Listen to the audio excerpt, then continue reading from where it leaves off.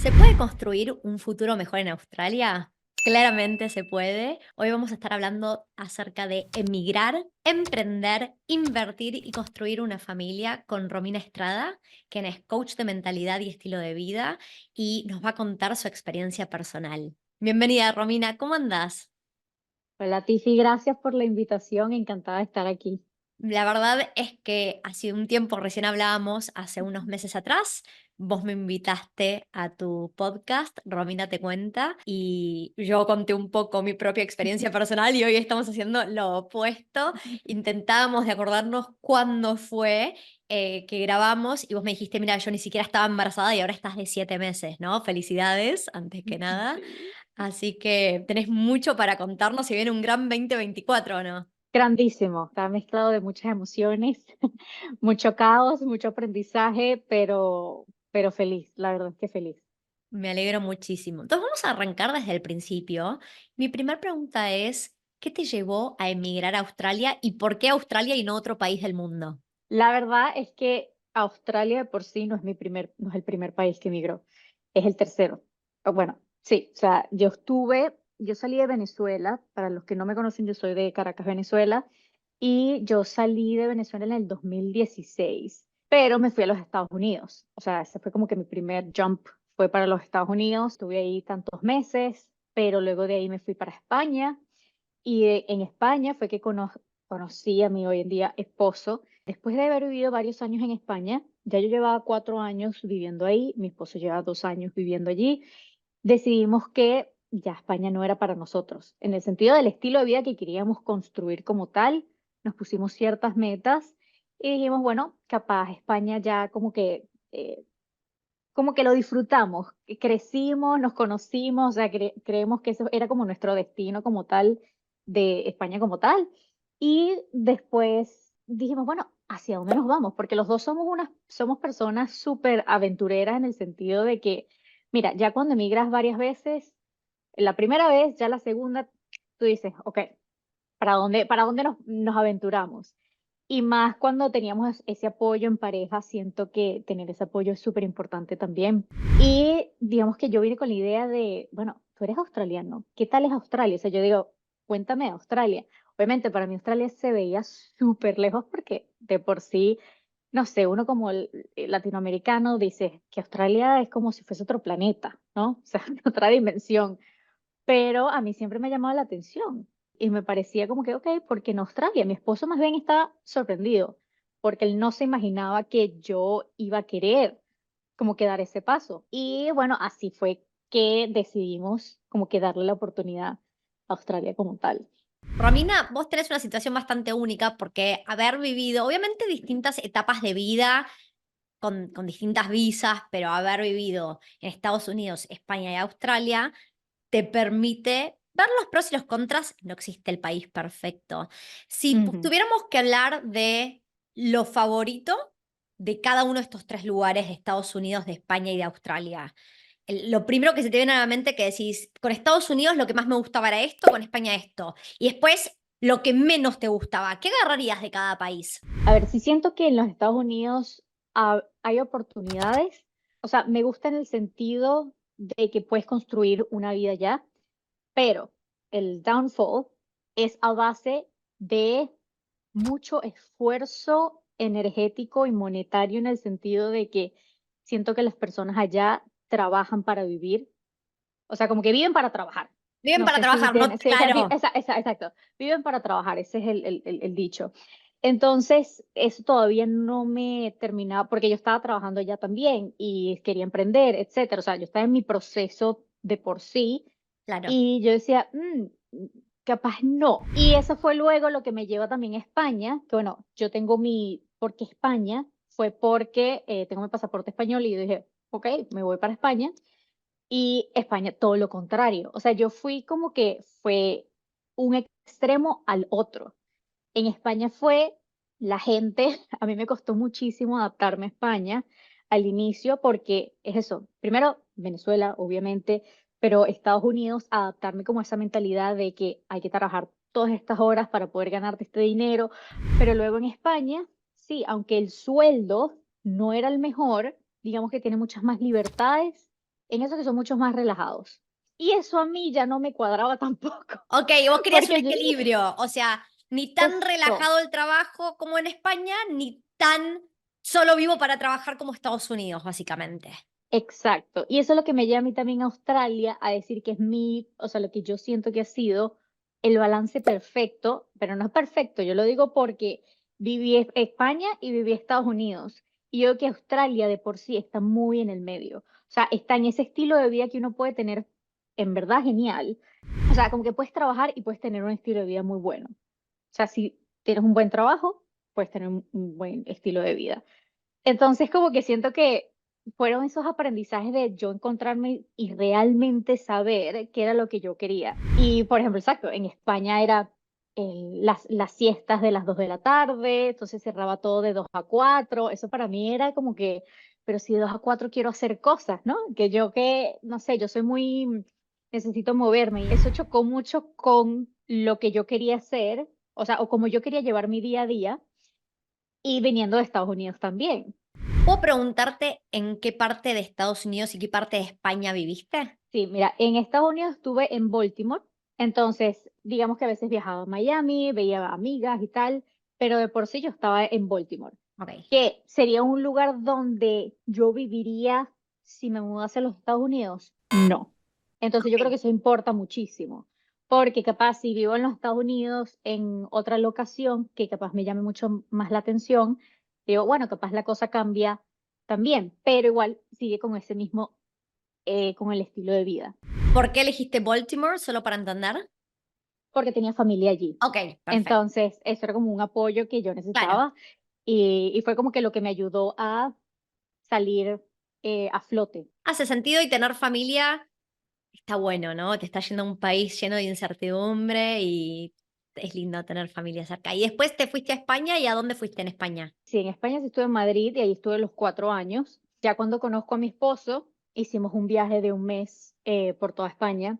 Eso fue fabuloso. O sea, cada vez que me preguntan a mí, España, yo digo, mira, para viajar.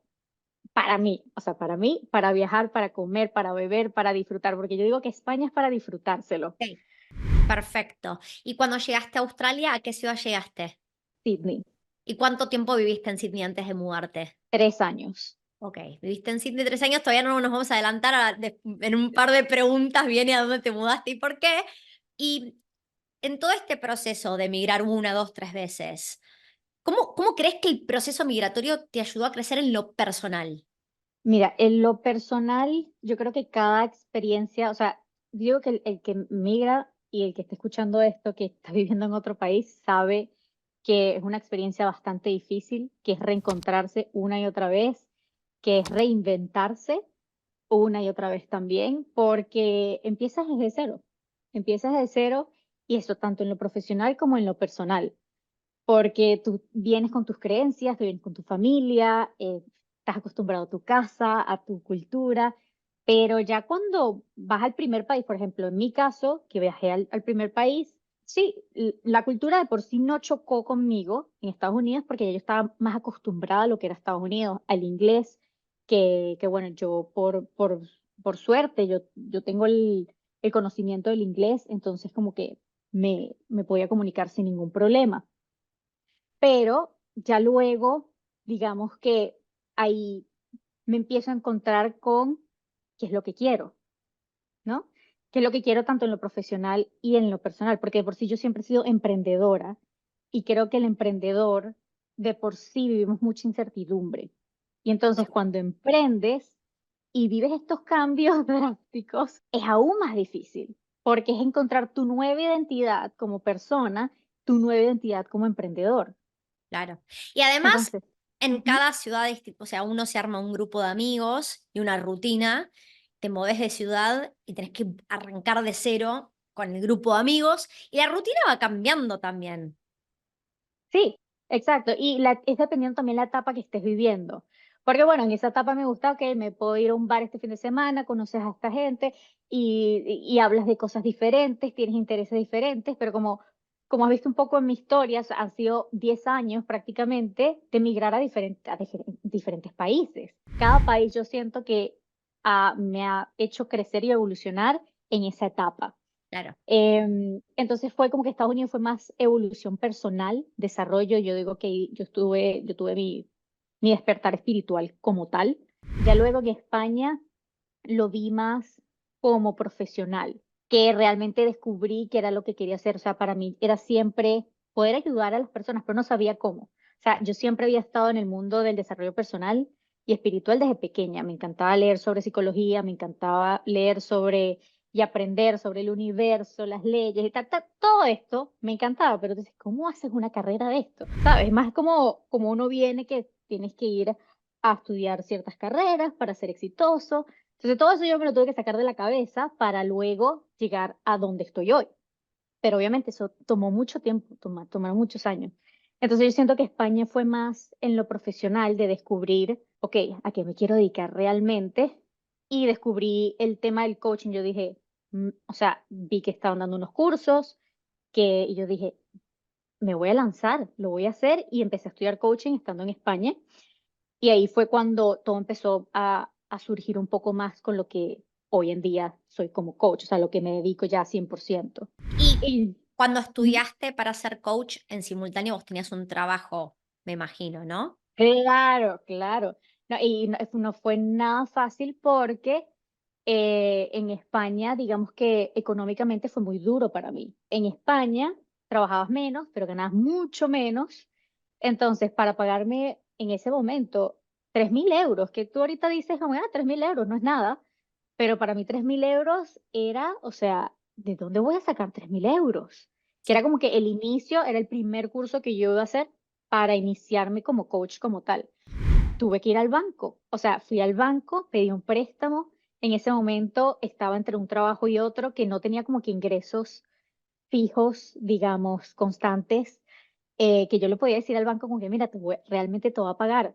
Simplemente me tocó una mujer que creyó en mis sueños. Yo voy a pagar cada mes, yo salgo de aquí y ese trabajo que tenga, trabajo que mantengo. Me cedieron el préstamo y ahí empezó todo, pero fue de trabajar no solo un trabajo, o sea, tener dos, tres trabajos y al mismo tiempo los fines de semana era un curso intensivo de coaching, Ok, ¿y cuánto duró ese curso de coaching?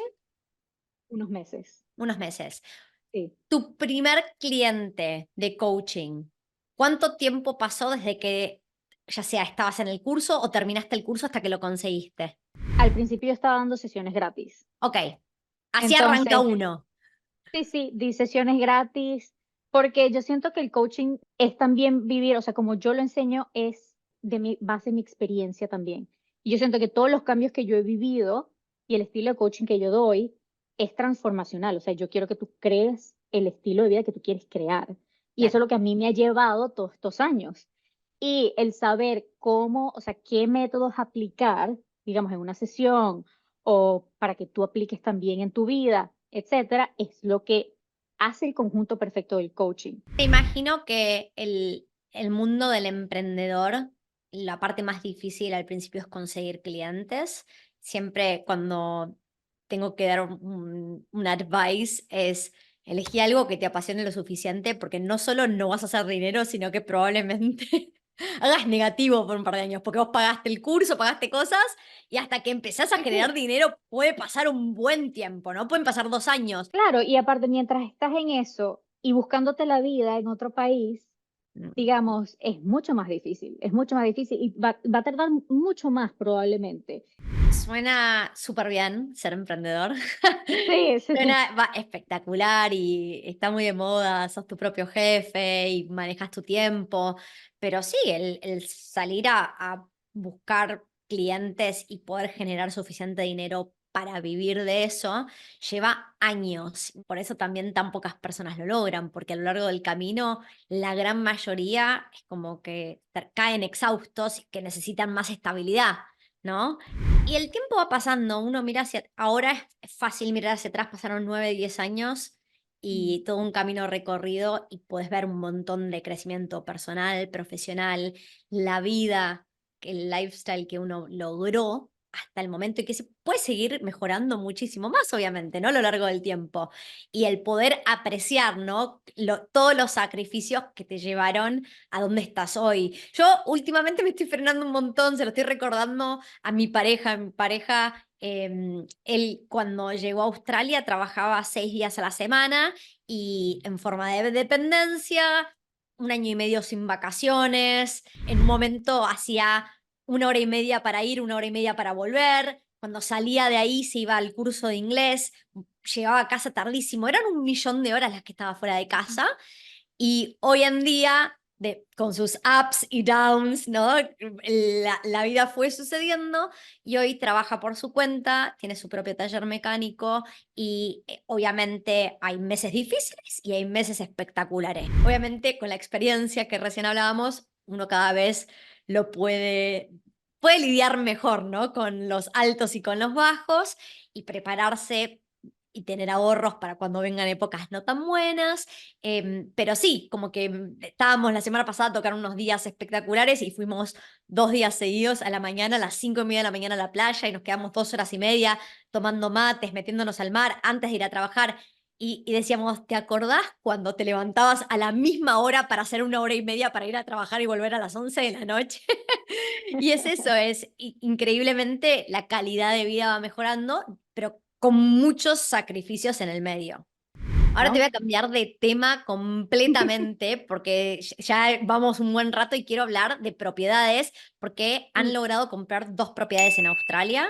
Mencionaste una en Perth y una en Queensland, ¿verdad? Y me encantaría que vos puedas compartir con la audiencia cuáles fueron tus 3 mayores aprendizajes comprando propiedades en Australia. Hay muchos aprendizajes, pero digamos, primero era como que saber que los agentes, o sea, los agentes juegan un rol súper importante.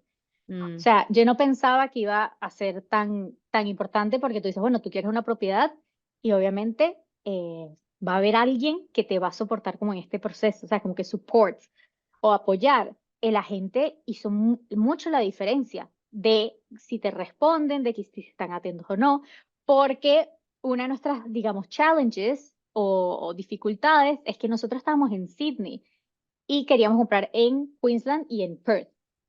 Quiero nombrar las diferencias entre estas dos propiedades porque fueron para dos cosas cosas distintas. diferentes. Sí, nosotros al principio nuestro goal número uno era comprar una inversión para invertir. Perfecto. Y obviamente cuando empezamos a hacer nuestra investigación, Perth, o sea, la área de Perth, era como, mira, yo sé que estamos en el otro lado de la costa, pero ¿quién dice que no podemos comprar en otro estado, completamente Claro que diferente, se en el estado puede. opuesto? Sí, pero yo creo que a veces nos podemos poner esa limitante sin, Mm. o sea, como que, ¿cómo la vas a comprar si no la vas a ver? ¿Y cómo vas a lidiar con todo esto?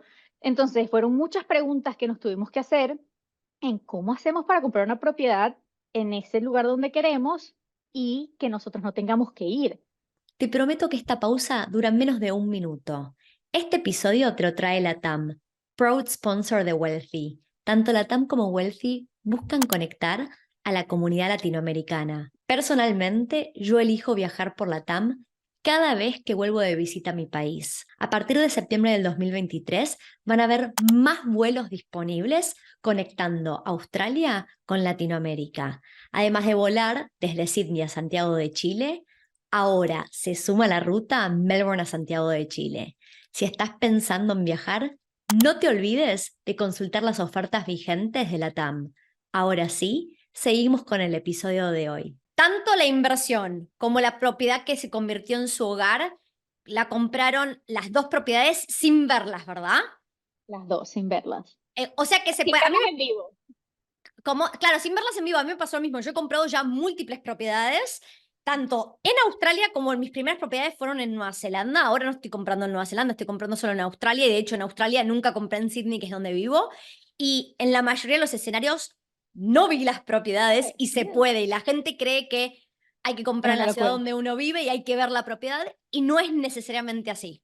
Y para hacer la primera propiedad que estábamos comprando nosotros, era como es high risk, o sea, pero ahí es cuando tú tienes que hacerte las preguntas correctas, es decir, cuáles son los pasos que tengo que tomar para que esta decisión sea lo menos high risk posible, o sea, que sea, sabes, que se pueda balancear y decir, ok, sí va a valer la pena. Y bueno, esa fue nuestra primera propiedad allá en Perth y fue todo con un agente. Mm. Obviamente tuvimos llamadas, hicimos preguntas. Y yo sí creo que si eres una persona a veces que estás iniciando este proceso, el tener soporte es necesario, porque si no te vas a frustrar, no vas a saber lo que estás comprando y vas a comprar por comprar, o sea, porque quieres salir de eso, hacer como ese funnel de propiedades, pero nosotros estar claros que queremos. O sea, ¿qué es lo que queremos de que tenga la casa? ¿En qué zona? Son preguntas claves que tú tienes que saber en tu investigación de por qué estás invirtiendo. Mira, justo hoy estaba teniendo una conversación. En Wealthy tenemos un cliente que está hace 8 meses queriendo comprar una propiedad con un agente. Y lo primero que yo, cuando escuché 8 meses para comprar una propiedad con un agente, tenemos un problema y no sé necesariamente, porque yo no hablé con este cliente, es alguien del equipo de Wealthy habló. No sé si es el agente en sí o si los clientes arrancaron este proceso sin tener claridad. Y va pasando el tiempo y vos querías algo que no es realista y entonces Mm. siempre vas por, no sé, o sea, vas por cosas irreales que no existen y va pasando el tiempo y las propiedades aumentan, aumentan y aumentan en valor y cada vez te vas quedando más fuera del mercado, ¿no? Y empezás a perder la paciencia y las esperanzas. Así Ujú. que efectivamente es re importante lo que estás diciendo. Y, o sea, seguirse por su intuición también, pero al mismo tiempo por los facts. O sea, por lo que tú has leído, tienes que tener tiempo de alguna manera u otra para informarte, por si es algo tuyo. O sea, yo creo eso, que no se lo puedes dejar nada más en las manos de los demás. Es Entonces, re, tú no le re puedes, importante lo que decís, porque la inversión es tuya y vos tenés que saber distinguir buenas oportunidades. y digamos que había una propiedad, esta fue justamente una de las experiencias con esa propiedad en Perth, de que había una casa que estaba en nuestro budget, chévere, todo, pero resulta que lamentablemente pasó un accidente en esa casa con un incendio. Ok. Entonces, obviamente, el precio estaba, digamos, mucho mejor de lo que debería. Entonces, estaban dispuestos a negociar. Y luego eso se va a quedar ahí como historial. Sí. Entonces, tú eres más experta en el tema. Pero para mí, que, no sé, mi mentalidad era como que eso no se va a ir para ningún lado. Hay un historial de que sucedió eso en esa casa y lo que los dueños hoy en día están pasando por dificultad de vender esta casa, que tienen que negociar Sí. y te van a rebajar muchísimo el precio. Yo digo, ok, ahora me pongo en la posición de ellos, en el sentido de que cuando a mí me toque vender, si es una propiedad de inversión más que nada, o sea, yo digo, eso va a estar ahí, es un sello. Digo, yo quiero eso para mí en el futuro, Mm, mejor no, la gente, mejor no. la gente le cuesta mucho hacer lo básico. Uno no tiene que súper complicar las cosas, pero me ha pasado de montones de personas que están encaprichadas con ir a comprar a Queensland en áreas que son flooding zones y que también están cerca de No, bushfires. no Y hagan entonces eso. claro, es the basics. Ujú. No hay que hacer una sobreingeniería de nada, pero si Sí. estás viendo que un evento que debería suceder una vez cada 100 años pasó 2 veces en los últimos 7 años, y lo No loco brainer. es que en mercados muy calientes, que pasa, y hay mercados que se ponen Ujú. muy calientes, uno sabe que si aparece una buena oportunidad tiene que tomar decisión en cuestión de horas. Y Sí. entonces, en los mercados calientes, a veces la gente no hace ni los chequeos básicos. Y es lo que vos decís. Ujú. Vos fueron, después de la inundación, le pusieron una capa de pintura, vos no hiciste el chequeo básico que tenías que hacer, compraste la propiedad y ahora de repente te pasa a vos y te la querés sacar de encima y es lo que vos acabas de decir. Vos salir a vender una propiedad que se nota y la gente que hace chequeos ve que o tuvo una inundación o que tuvo un incendio. Y la verdad que es bastante más difícil salir a vender esas propiedades. Así que me alegra que no Sí. la hayas comprado.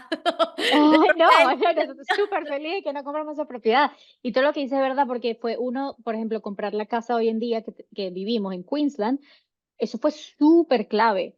Nada de floating zones, o sea, eso no estaba, si estábamos cerca, ni siquiera se nos ocurría. Que si, más que nada, que es una inversión, vas a perder el dinero. O sea, que para recuperarte de eso también va a y, ser muy difícil. y después cuando te metes y que necesitas asegurarla, porque sin seguro no te dan la Es mucho más hipoteca. caro.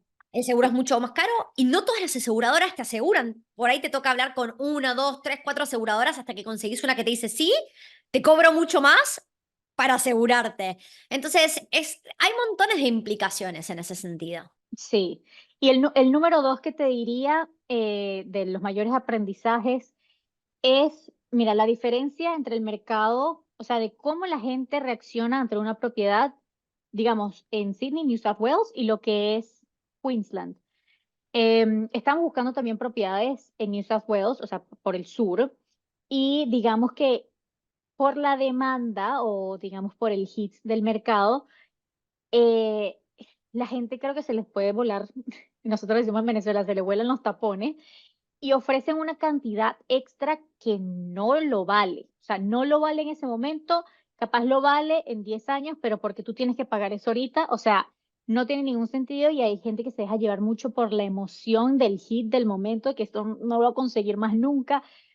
En New South Wales como tal, fue mucho el push. O sea, es que la gente está como que mucho más apresurada y enloquecida con el tema de los precios.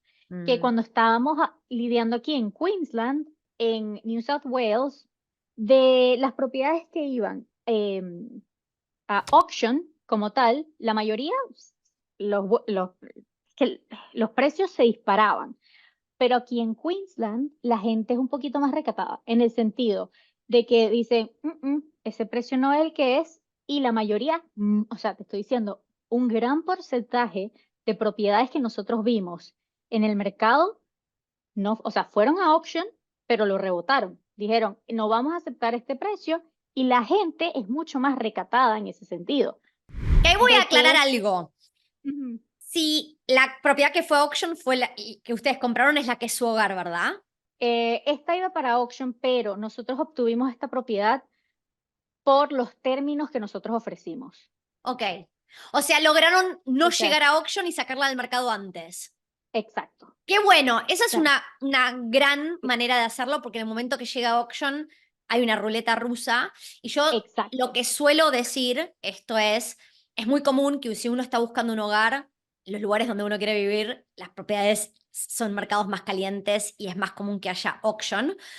Hay Sí. auctions, subastas, si el mercado está súper caliente, si no, las propiedades no van a subasta. Y Mm, yo siempre aclaro que si lo que estás comprando es una inversión y está yendo a subasta, probablemente está yendo por un mercado demasiado caliente para una inversión. Puede que mm, quieras hacerlo de todas maneras, es solo entender que estás comprando en un mercado extra caliente. sí, sí, eso es verdad.